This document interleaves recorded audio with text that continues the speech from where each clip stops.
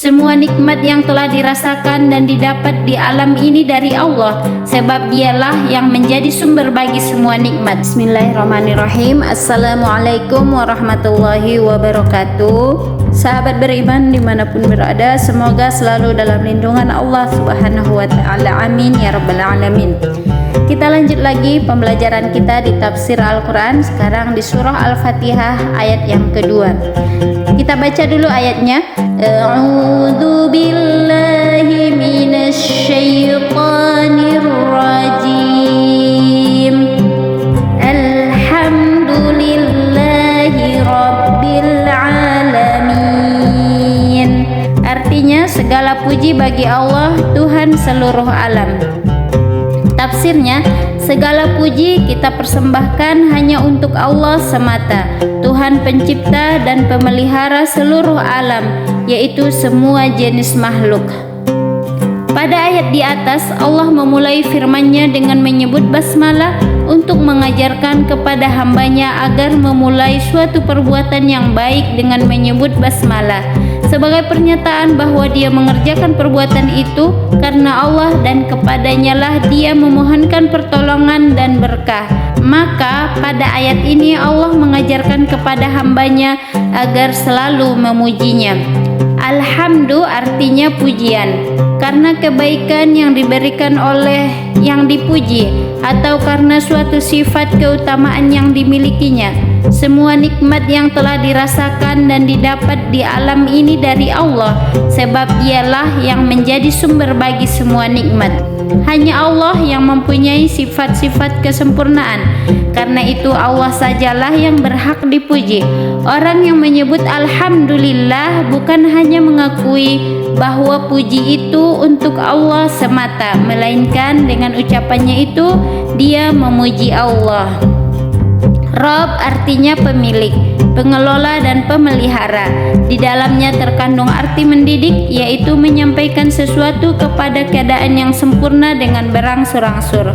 Alamin artinya seluruh alam, yakni semua jenis makhluk. Alam itu berjenis-jenis, yaitu alam tumbuh-tumbuhan, alam binatang, alam manusia, alam benda, alam makhluk halus, umpamanya malaikat, jin, dan alam yang lain.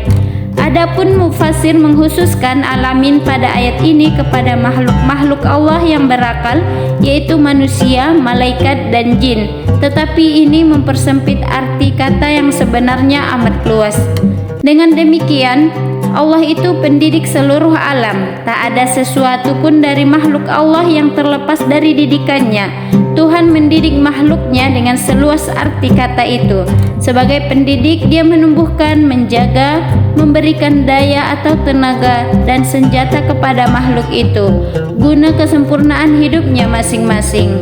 Siapa yang memperhatikan perjalanan bintang-bintang, menyelidiki kehidupan tumbuh-tumbuhan dan binatang di laut dan di darat, mempelajari pertumbuhan manusia sejak dari rahim ibunya sampai ke masa kanak-kanak lalu menjadi manusia yang sempurna, taulah dia bahwa tidak ada sesuatu juga dari makhluk Allah yang terlepas dari penjagaan, pemeliharaan, asuhan dan inayahnya.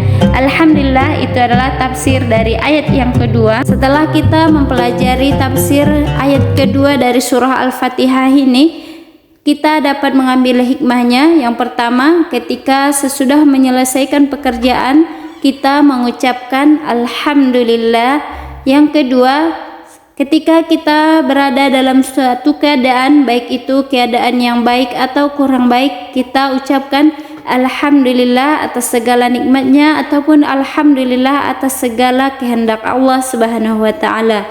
Yang ketiga, kita mengucapkan Alhamdulillah ketika mendapatkan nikmat dari Allah. Yang keempat, jangan pernah mempunyai sifat sombong atau merasa lebih baik atau merasa paling bisa, karena semua itu hanya milik Allah dan yang berhak dipuji itu hanyalah Allah subhanahu wa ta'ala. Itu saja yang dapat disampaikan, mudah-mudahan bermanfaat untuk kita semua. Saya akhiri dengan salam. Assalamualaikum warahmatullahi wabarakatuh.